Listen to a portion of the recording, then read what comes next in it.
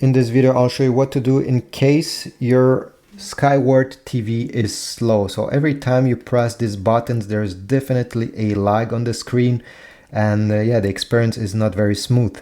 Well, first of all, it happened to me at the beginning. Usually when I turn on the TV after not using it for like a week or so, the TV can be very slow, I would say the first 5 minutes. And afterwards, once the TV wakes up in a way, well, everything is much smoother.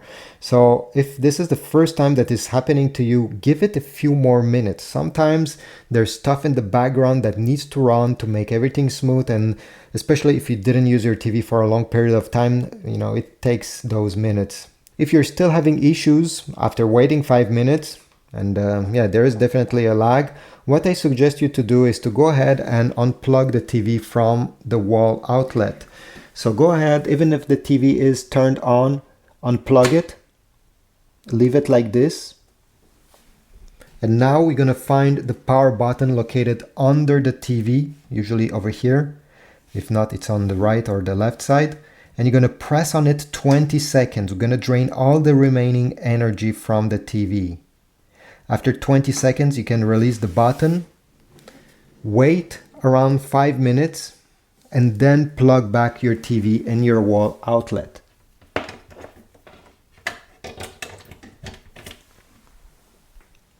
Now it's time to power the TV on. Try avoiding powering on with the remote. Power it with the button. So press once and wait.